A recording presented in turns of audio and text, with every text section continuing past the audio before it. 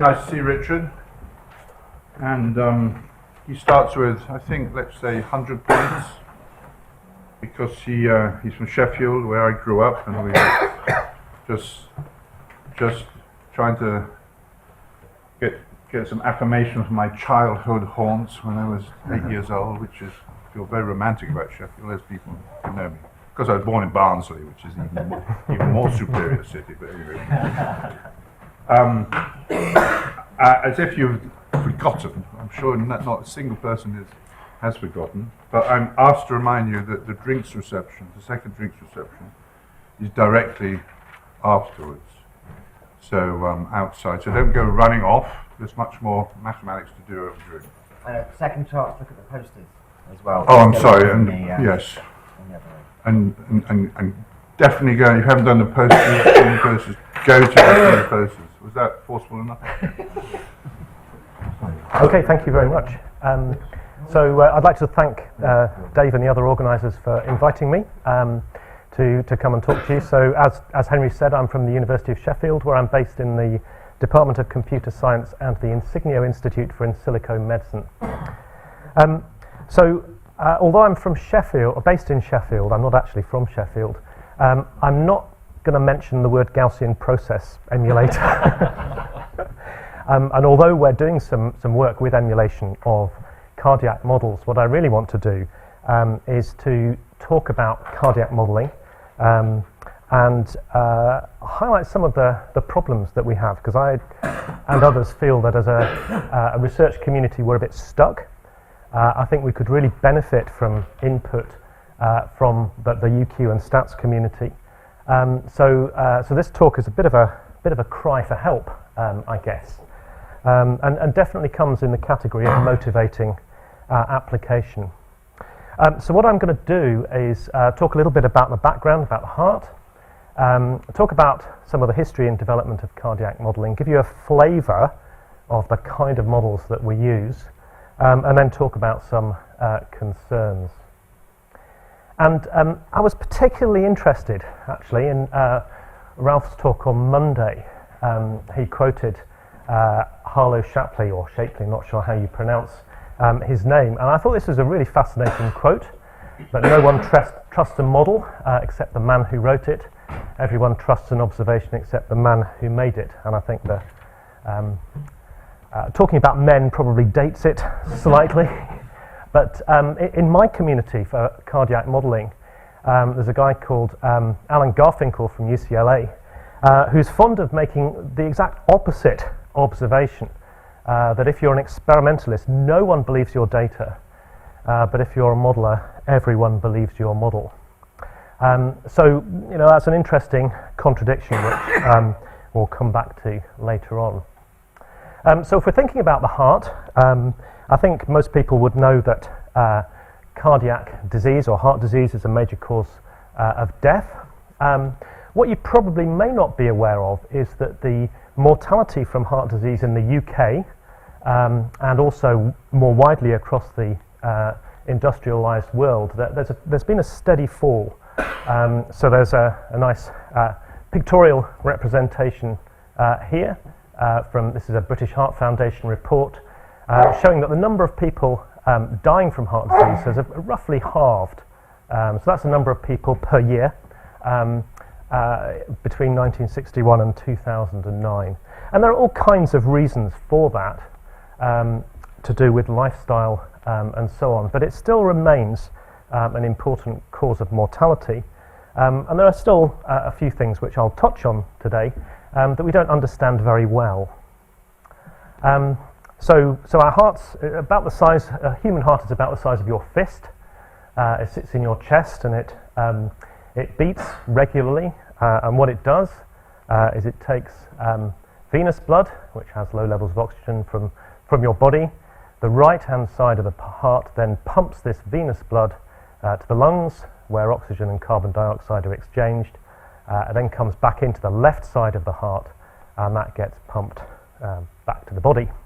Hopefully this isn't big news to too many people, but I thought we'd have a little quiz.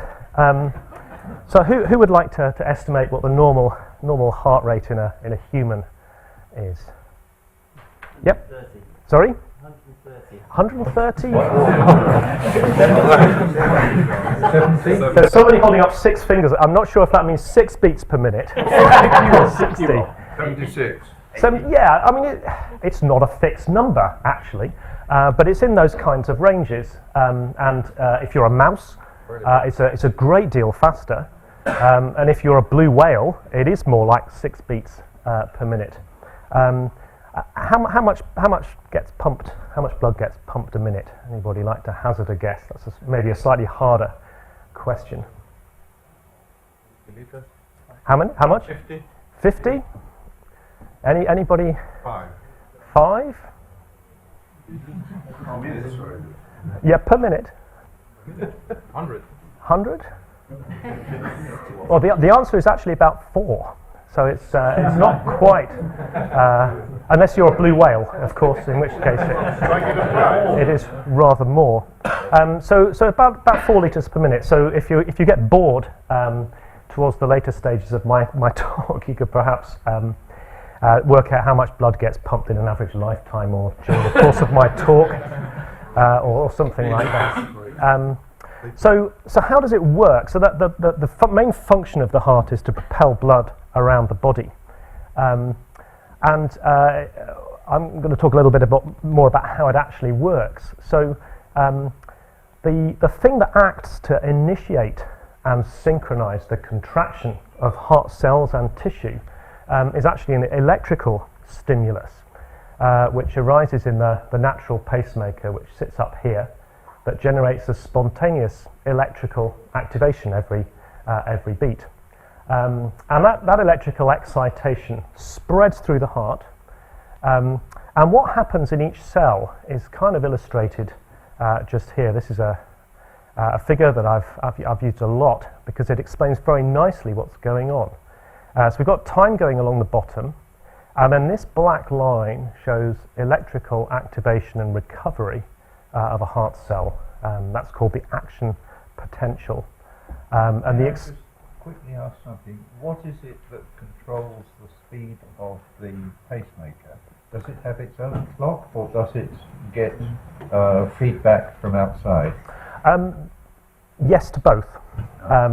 So it's a collection of cells that are able to spontaneously generate electrical activations, and they're coupled together. So they're a bunch of coupled oscillators that produce regular activity, and that is modulated by the nervous system, which is why your heart beats faster when you run for a bus, and also by hormonal effects as well. So your heart rate will change when you're asleep and all of that sort of thing.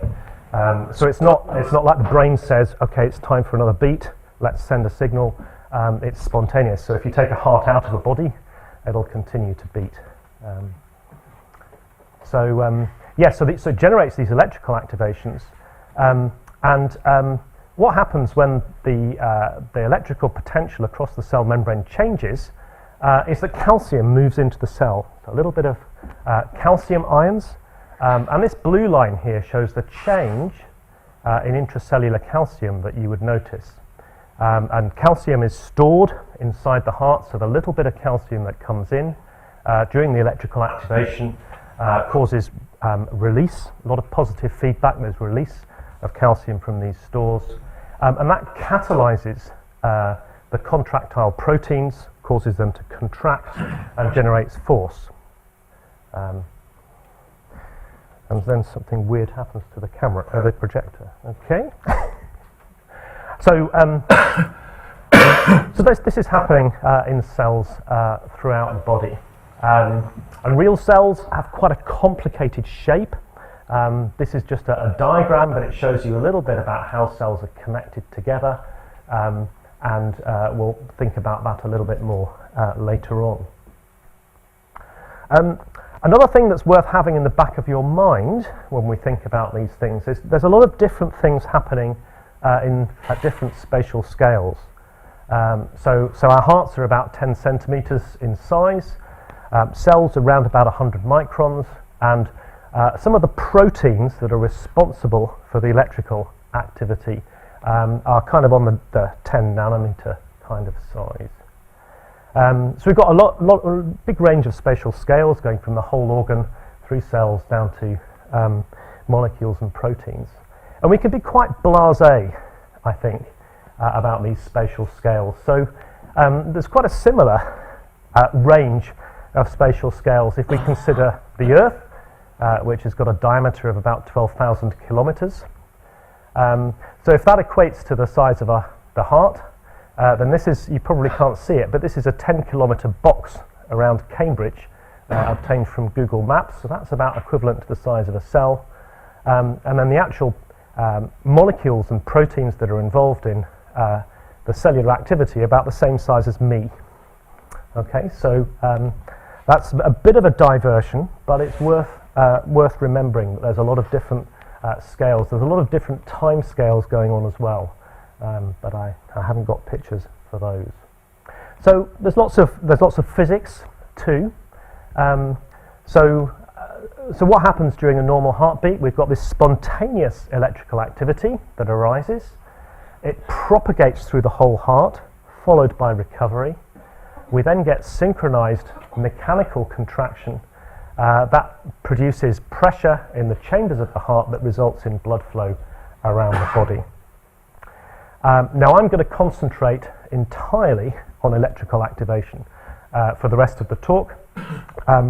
But a lot of the things that I refer to in terms of the models also translate to models of the mechanics and models of the fluids and also to how they're coupled together. So one of the reasons for focusing on electrical activity is that everything depends on it. Okay, and if there's a problem with either the initiation of electrical activation or its propagation, then things can go wrong. And the worst thing that can happen is something like this. And it's another slide that I've been showing for a long time. It's from a book published in 1990. What we have here is 3 time series at the top that are electrocardiograms. So that's the electrical signal that can be recorded from the body surface. The time scale is at the bottom, so that time bar is about a second, and at the bottom we've got blood pressure. And the electrical activity to start with is normal. We've got a normal heart rhythm, and then something bad happens, which means that there's a transition from this regular and ordered activity to very quick activity that is so fast that the mechanics and the fluids doesn't really work anymore. So the electrical activity in the heart here is not producing effective contractions, and the blood pressure falls precipitously. Now this process or this situation can be reversed by delivering an electrical shock, and I'm sure you will have seen that in films and TV. And the heart will carry on beating. There's nothing fundamentally wrong with the heart itself. It's a problem to do with the electrical activity. And there also seems to be a problem with electrical activity on the podium, so I'm going to try moving my computer slightly. Just ask again one quick question. When you have the ventricular fibrillation, Yep. is that rapid vibration, as it were, across the whole heart, or is it different in different parts of the heart? It's in the ventricles.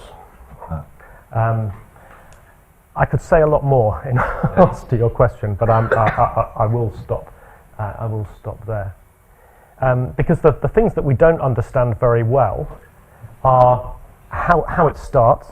So why did it start at that point in time in that patient? What was the particular combination of circumstances? And then we've got some idea of how once it starts it keeps going, but sometimes these things do stop of their own accord. So we're talking about electrical activity because it's really important for doing everything else. So one of the questions then is, well, how can we study it? We can use electrodes to look at hearts, but one of the techniques that has been developed over the last 20 years or so is using voltage-sensitive fluorescent dyes. So these are dyes that fluoresce at a particular wavelength of light, and the intensity of that fluorescence is voltage dependent. So that means it's possible to take a heart from an animal, place it in a chamber, and illuminate it with light, and map or record the fluorescent light with a range of cameras, so we can have a panoramic map. So this is some data showing what's happening in a fibrillating rabbit heart, and the colours that you can see swirling around, they represent the voltage.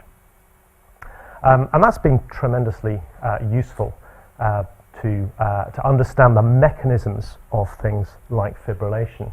But we can't use that kind of thing to look at what happens in patients. So this is a rabbit heart. It's very different in many ways to a human heart. So what we can do in a human heart, though, is look at patients who are undergoing heart surgery. There's a slightly gruesome picture coming up, but this shows an electrode array. So we've got a sock of electrodes, so they're stitched onto an elasticated sock, and they've been placed over the heart of a patient who's undergoing cardiac surgery. But really that's about as good as we can get in terms of measuring electrical activation in the human heart, and even that is very difficult actually. And it doesn't tell us about what's going on within the heart wall. And that's really one of the motivations for building models of electrical activity in the heart, is that we can use the model to speculate about what is going on in a real heart.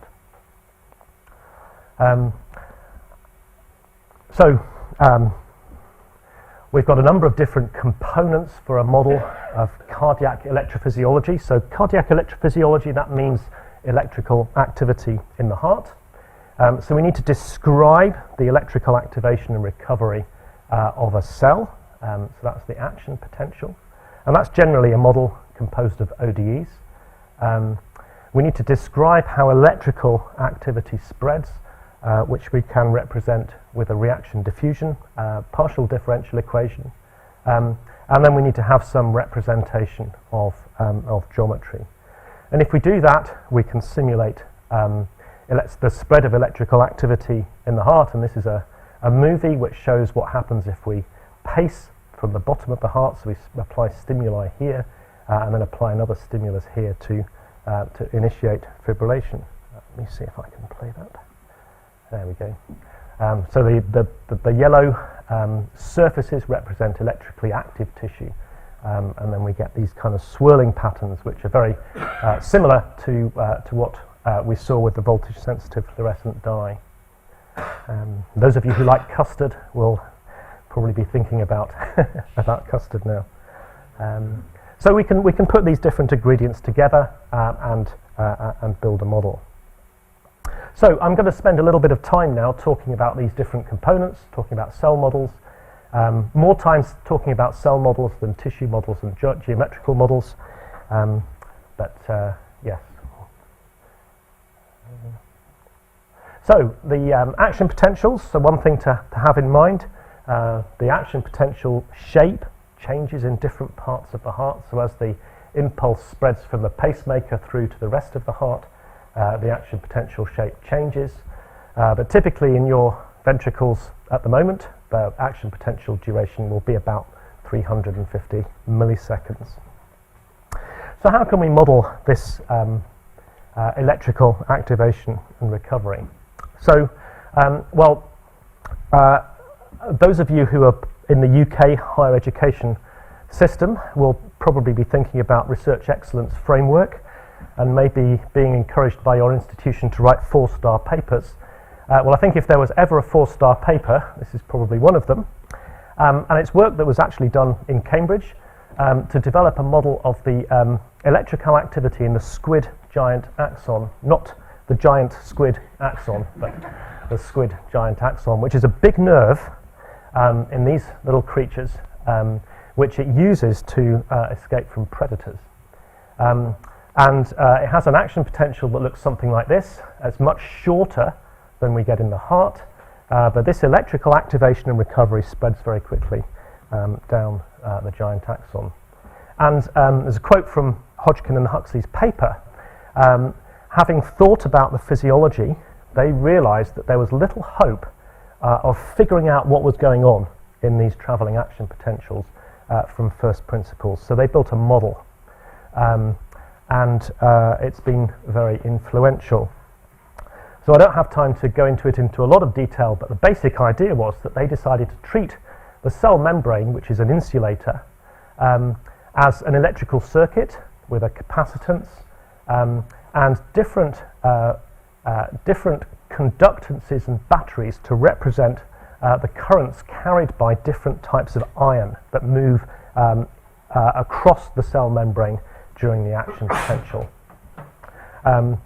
So there are batteries which represent potentials arising from differences in ionic concentrations.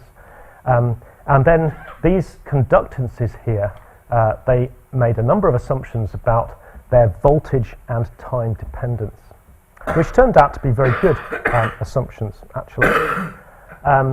So I have a small amount of mathematics in this talk, and here we go. So they speculated that each current could be given by a maximum conductance, a function of some gating parameters which varied between 0 and 1, and then the difference between the membrane voltage and the battery voltage that I talked about just now. So there's a channel that carries sodium ions, was described by this expression where the function f of y1 and y2 here is n cubed h, and then these gating variables m and h are given by a first order ODE. So fitting this model to the data is then a question of identifying the maximum conductance, this battery voltage, and then these steady state and time constant parameters for the gating variables. And if you're interested, the paper is a brilliant description of how they did that. It's a very nice piece of work, and actually it won them a Nobel Prize, so I guess that's more than for being awarded a 4-star ranking. The other remarkable thing, actually, is that all of the computations were done on machines like this, because this was the late 1940s.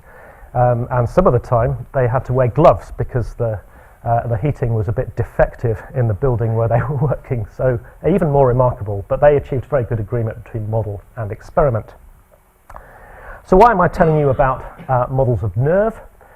Well, these were adapted by Dennis Noble, who is now based at Oxford, but did his PhD in London in the early 1960s, and he adapted the Hodgkin-Huxley electrical circuit to treat the potassium current slightly differently, and was able to produce the first model of electrical activation and recovery in a heart cell.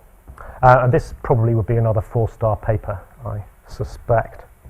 So 1962 is a long time ago, and since then we've ended up with a lot of other cardiac cell models.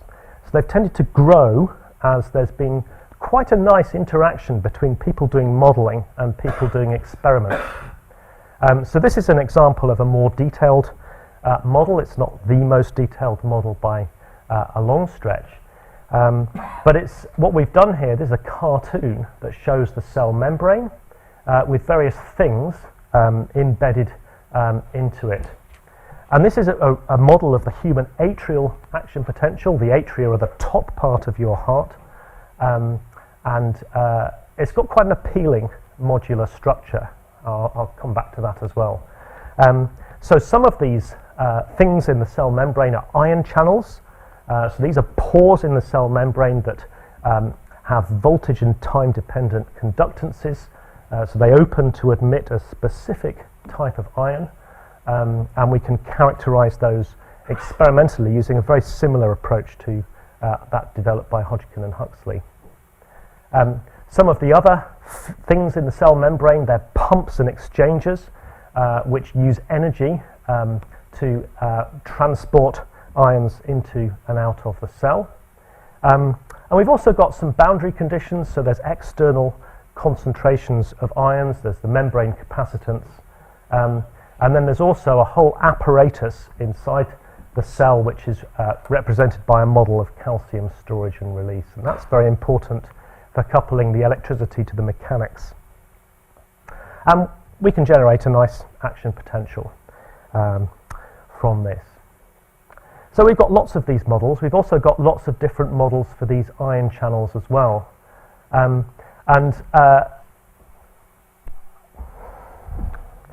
Still having electrical problems here.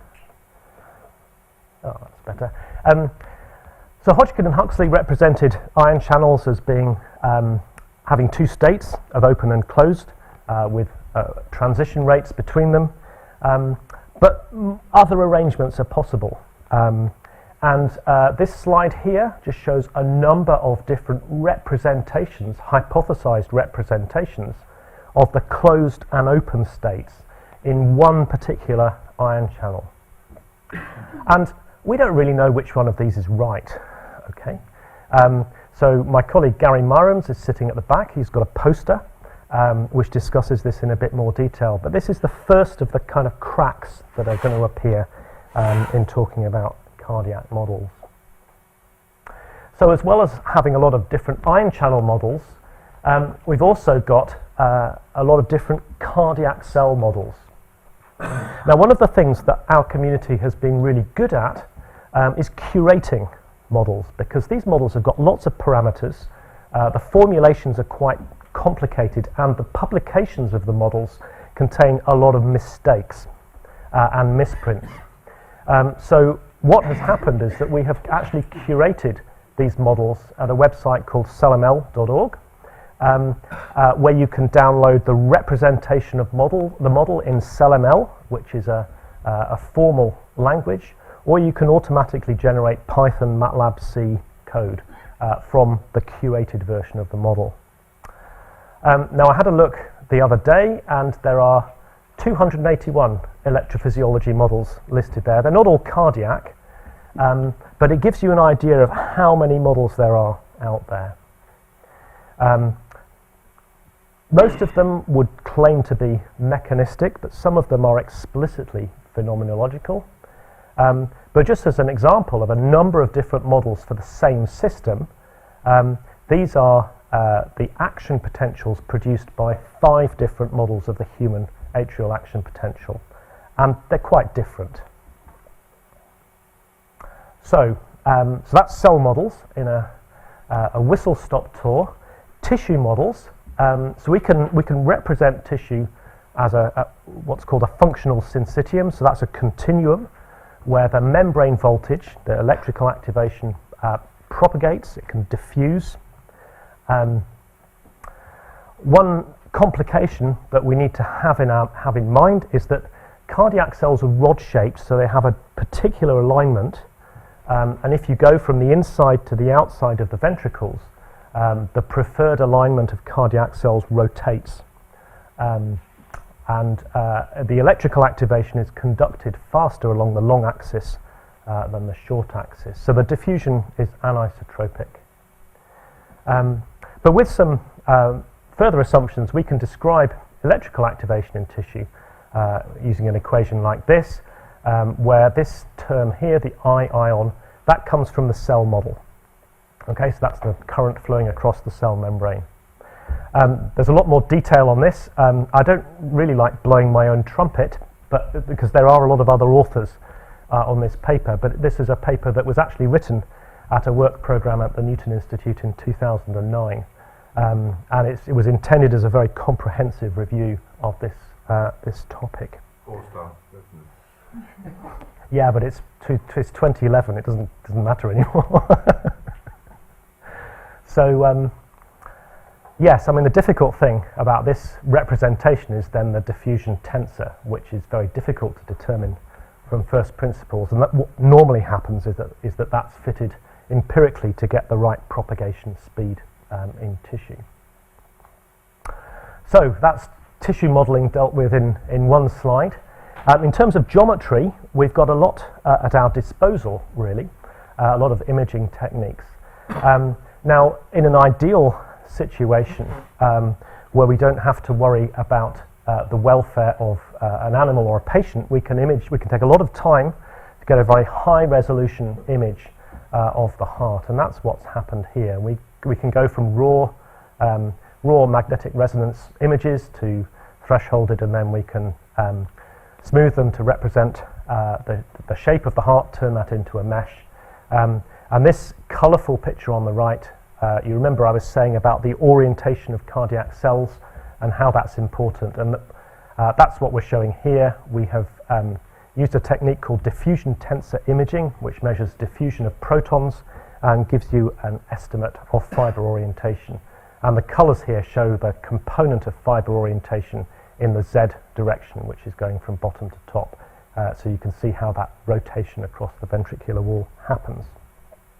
So that's ideal. If you're dealing with patients and kind of more regular imaging data, then you tend to end up with something a bit more like this, which is much lower resolution. This is an image of the human left ventricle, so just one part of the heart. We've got the inside and the outside surfaces, and also these regions here, which are regions of scar tissue resulting from a heart attack. So we can do some further processing to produce a nice smooth mesh, but the data are generally not as good as they are if we're able to image at high resolution with a dead heart. So that's my whistle-stop tour of cardiac modelling. Why is this all important? Well, I think it's fair to say that since Dennis Noble developed his cardiac cell model in 1962, cardiac models have been a very valuable tool for research in basic science physiology. And there has been quite a nice interaction between people doing experimental work, typically with animal hearts, and modelling. But we're now at a stage where there's a lot of interest in using these kind of models for decision support in much more safety critical areas. So drug safety testing particularly. So a lot of drugs that are developed need to be screened and tested for side effects affecting the heart.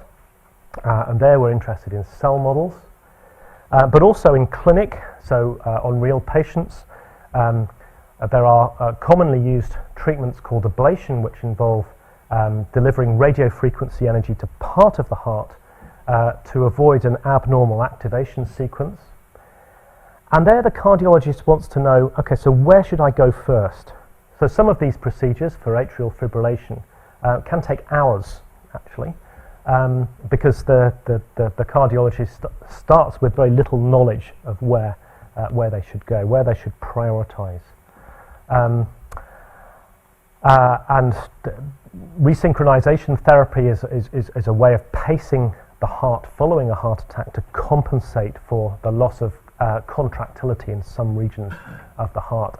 And it's a similar kind of scenario where we want to be able to help the cardiologist to decide where the best place to locate a pacing electrode would be. And of course all these applications have got potential risk, and if you start thinking about uncertainty, then these models become slightly worrying. And I think it's worth going back to Alan Garfinkel's quote that if you're an experimentalist, no one believes your data, but if you're a modeler, everyone believes your model. It's very easy to dress a model up or dress model outputs up with colours and movies and everything, and it's very easy to forget that it's a model. And clinicians particularly can be very impressed by a model, and they don't really see all of the assumptions on which it's built.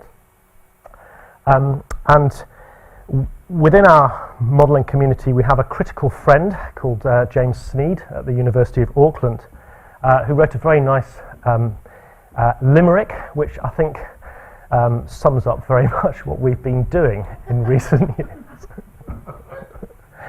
And the time has probably come to think think again, and to engage with communities like the one that's represented here. He has written other limericks, but I wouldn't advise anybody to go looking for them on the internet, unless you've got a thick skin. So what's the problem? Well, of course the heart operates within physical laws. Okay, it's not some kind of weird non-physical thing. So conservation laws operate, but it's fundamentally different to other physical systems. Now, this is possibly controversial, but I think it's fundamentally different to a climate model or a model of a nuclear reactor, where the physics is quite well pinned down, even though there's a lot of complexity and a wide range of spatial scales that are important. And these are some of the reasons why I'm prepared to make that statement. Physiological systems, living things, depend on a lot of interacting parts to work properly. We know how some of these parts work. We also know that living things are very robust. So if you take one part out, it may not actually affect how the whole actually functions. So even though our models of heart cells pretend to be mechanistic and can give us insights into the mechanism, ultimately they contain components that are phenomenological. And while we sometimes treat our model parameters as actual physical properties, I don't think they are, actually. They're not fixed. They're highly variable. And this plays out if we do an experiment on a collection of heart cells. We might see something like this. So this is cells that have been taken from the heart of a dog from 4 different places in the atria at the top of the heart. And there's a lot of different action potential shapes that are emerging there. So there's natural variability. If you took the same cell and measured its action potential over a long period of time, you'd see that it varies as well. And this is a problem when it comes to fitting model parameters to data. So if you recall the Hodgkin-Huxley formulation, we had an ODE describing our gating variables here. And that will be fitted to data something like this. So here we're looking at the voltage dependence of the, in this case, the sodium channel inactivation of a dog's heart cell. Now the grey lines here are the experimental data, and if you look carefully you'll see that they've all been recorded at the same voltages.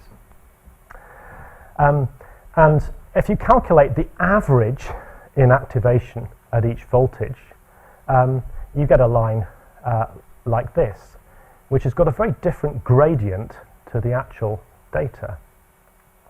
So this is a figure from, I think it was probably the first publication of real UQ in cardiac models by Prof. Pathmanathan, who now works at the FDA, Food and Drug Administration in the US. And he kind of made this observation from these experimental data. I take no credit for any of this. And he found that if you did a different fitting procedure, so if you fitted a nonlinear mixed effects model to the data, and then calculated a proper representation of that, which is the red line here rather than the black line, then the behaviour of the model was very different. Okay, so this variability is important. This is a very busy slide, but I think this is even more concerning than what I've talked about. And this is from work that was done around the time of our last Newton Institute programme, actually. And what we've got here is 2 diagrams. There's one up here labelled A and one down here. And what these diagrams show is the parameters that are embedded in 2 models of human ventricular myocytes, which are heart cells. Now you won't be able to see the details, because the font is too small, but you'll be able to see the colours. So the colour of each each component here represents the temperature at which the experimental study was performed. And there's a helpful colour guide here, which goes from 12 degrees to 37. Now, assuming you're alive, your body temperature will be about 37 degrees. So while a lot of these parameters have come from experiments at body temperature, not all of them have.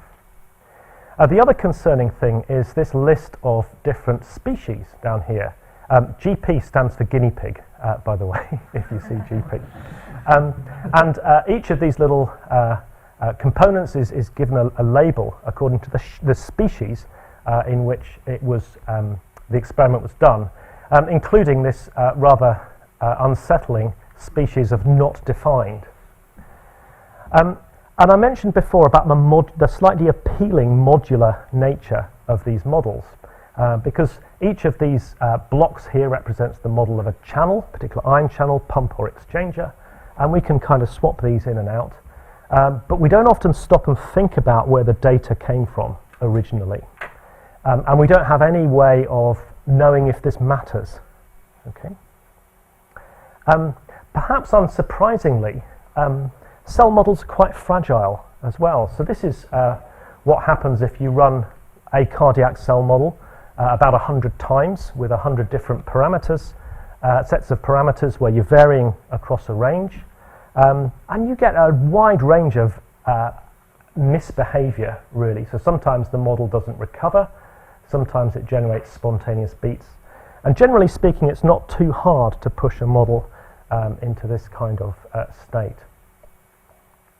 And if we go to tissue models, the kind of swirling patterns that I showed you in the movie before, they're an emergent behaviour of the model.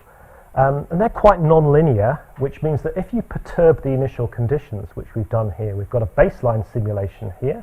Time is going down from top to bottom. So these are snapshots of electrical activity at half a second, and 1.5 seconds after starting the simulation. And the different perturbations, although they look quite similar 500 milliseconds in, they soon start to diverge, and that's what this graph shows here. So they're very sensitive, these tissue models, to the initial conditions of the cell model. And I'm going to go over this slide very quickly, but we're all different shapes, right? So, and that's really what these data say. They're heart models that have been taken from 8 individuals, widely varying dimensions, and so that's another aspect of biological variability. So I'm getting close to the end now, but I think as a community we've got to the point where solving these big models with a single parameter set is just not good enough. Okay, and there's some questions which begin to emerge to do with how we incorporate the natural biological variability. Which model parameters should we treat as uncertain, and then how should we do that? How can we best take into account geometrical and spatial variability? There's a lot of assumptions in our models. We don't really know how to choose between all the different models that there are. People tend to use their favourite model. So what effect do the assumptions that underlie these models have on the uncertainty or confidence in the model outputs? And is there a way that we can rationalise our choice of not only the cell model but also the individual components as well? I mean, simulation codes, so if we run a cell model, we can run a cell model in just about real time, so about 60 beats per minute. So we can run a simulation that's 60 beats long in about a minute. The whole heart, depending on how many CPU cores you have, it'll take approximately a beat per hour. So they're quite computationally expensive, but not terrible. But you know, we tend to use standard numerical schemes, finite differences, finite elements. We try to avoid stability problems, to choose space and time resolution sensibly, but we don't really have a good handle on the numerical error. And there are likely to be lots of smart approaches we can use to speed up our solvers. So lots of interesting questions. And I thought it would be nice just to finish with a Venn diagram, actually. Because what I would really like as an outcome of talking to you about cardiac modelling is that some of you might be interested in getting involved and bringing your expertise to bear on some of these problems. It may well be that there will be a focus group on cardiac modelling as part of this work programme. I'm also involved in running another programme at the Newton Institute next year in May 2019. And there's a nice period of time there to start working on some of these areas. And I've just listed some of the words and terms that have kind of been talked about in the last 4 days, which I think sit nicely in that intersection. And really what we want to be able to do is to understand our models better, to be able to make probabilistic predictions, and to improve the experimental approaches that we use to calibrate our models. So I shall stop there. Thank you for your attention.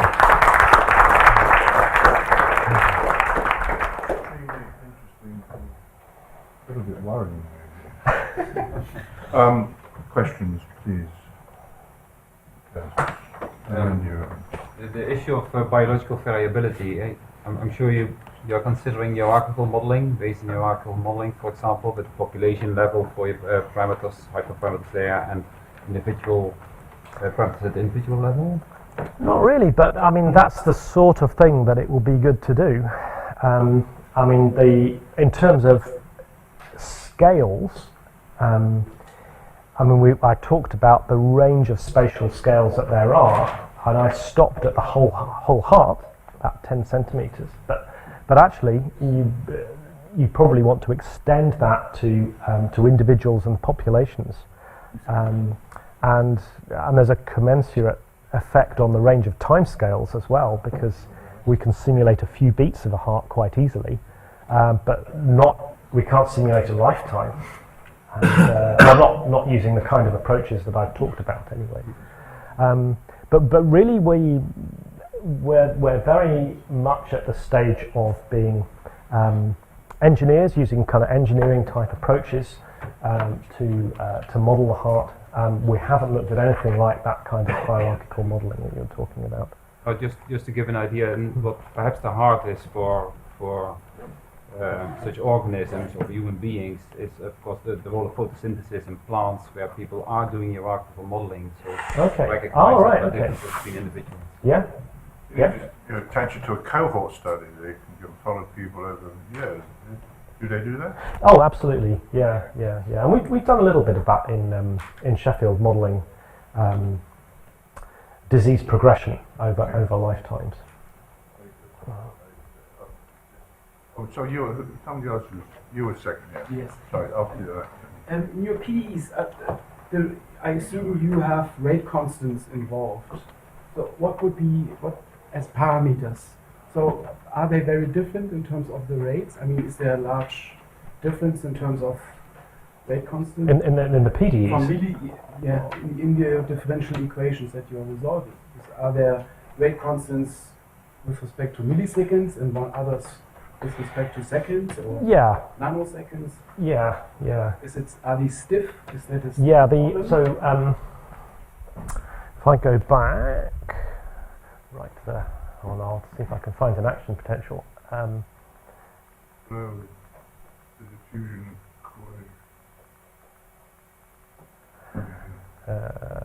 here we go. So these action potentials here. This upstroke here is very fast. Okay. So and then everything that's happening along here is quite slow. So typically we'll use some kind of adaptive solver for solving the ODEs, because we need a very small time step here, a few microseconds probably, and we don't really here we can afford to have a much larger time step for the solver. But can I follow up? yeah, sure. Are there many parameters involved in getting this very steep increase, or is it just say one parameter that is responsible? It's down to the sodium channel that I talked about. I might ask Gary at the back actually, how many parameters are involved in the sodium channel in terms of rate constants? I mean, it's... I guess around 10. Yeah. Yeah. But John, you had... and then- Yeah, quite different tack, but you've told us that all the problems, and you've told us about, this is real stuff. Mm-hmm. So, to what extent would improvements along the lines you're hoping to achieve be reflected in patient outcomes, and which improvements would be most beneficial in that regard? So, I think if I Where do can you go, spend your money? Yes. if I can go to this slide. So, at the moment, I have an EPSRC grant looking at modelling this scenario, ablation for atrial fibrillation. And I mentioned that often these procedures take quite a long time. One of the other problems with these procedures is that patients may have to come in for another procedure because it doesn't work properly. So what we'd like to do is to reduce the number of patients who have to come back in. So in terms of benefits, I think there is, certainly for the clinical applications, it's marginal gains of time and being able to provide a cardiologist with information. I mean, they get a huge amount of information anyway, so targeted information with some estimate of how good it is, because if it's no good, they can discard it and just use what they use normally. But being able to reduce procedure times, I think, is probably the main gain that I would see. Right, can I follow up? So this slide and in fact your last one. So is it fair to say, like the dream scenarios, that you can look at the actual rhythms on an ECG when you're, let's say, having one of these procedures, and the person can determine from looking at the output where in the heart is the problem? Yeah. That's it, Yeah. really. Or where to try first, because there's a number of other constraints in these procedures to do with where a cardiologist can actually put their catheter to pace from, and that sort of thing. But just to give them some priority areas, I think. So again, it's kind of a marginal gains thing. Isn't that an inverse problem? You didn't have that on your list at the end in your Venn diagram.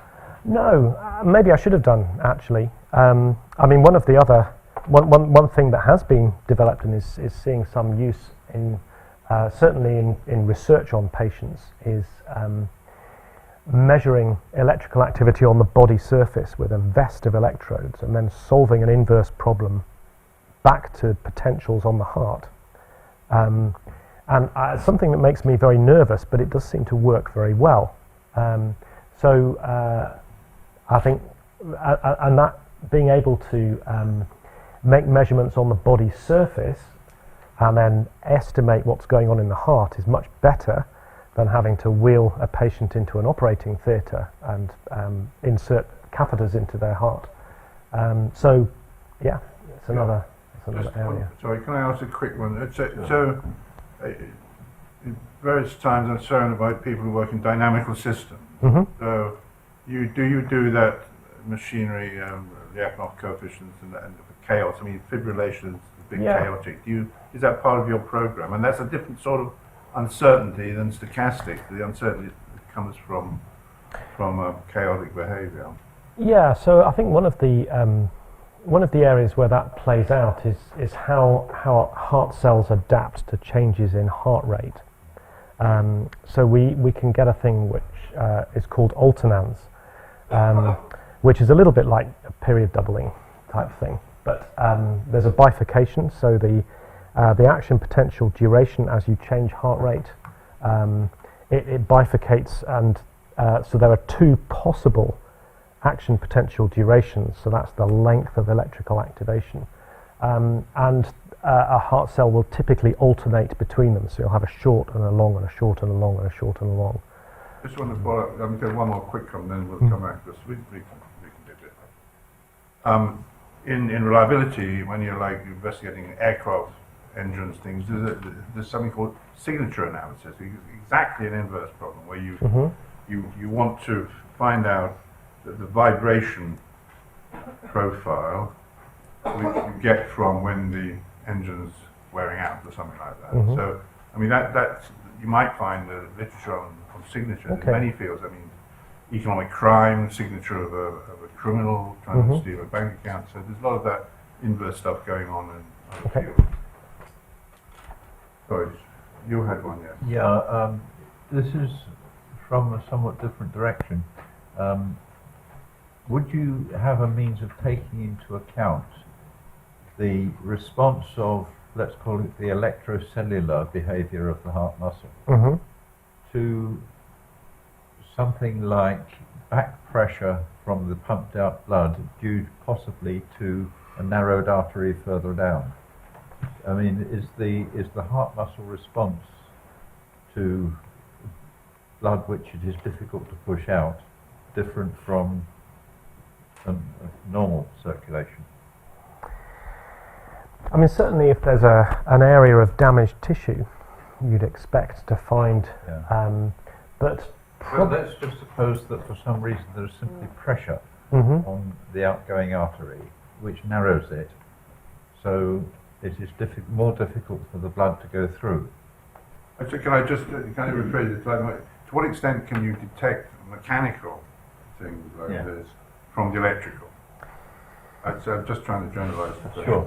yeah, I don't really know. I mean, obviously they're connected, and you'd expect to see some modification, but the electrocardiogram, which is electrodes on the body surface, is such a fantastic tool because it's non-invasive, so that you don't have to be operated on for it to be used. It's very well studied, and a doctor will be very good at interpreting those recordings and identifying. What about ultrasound? Because that's a whole other source of. Yeah. Do those two, ultrasound and electrical, correlate? Well, yeah. I mean, the ultrasound tells you about it tells you more about mechanical problems and abnormal motion of the heart, and that will be reflected in the arterial blood pressure and so on. Yeah. Okay, we are getting a little thirsty, but anybody who wants to talk about it, Michael. Yeah. Where have you been? No, Just a question about the relation between. Okay, so the heart surgeons have, if you talk about sort of clinical interventions, have a lot of views and expertise and etc. Yeah. And then there are the heart models on the other side. So at what level do you envisage the kind of interaction between these? I mean, does the heart surgeon look at the heart model? Does the heart surgeon create the heart model out of their knowledge? I mean, at what level do these things interact? That's an interesting question. I mean, certainly where we're at the moment is that a cardiologist would look at the heart model, and then so they would be working together with somebody who knows how to drive the model.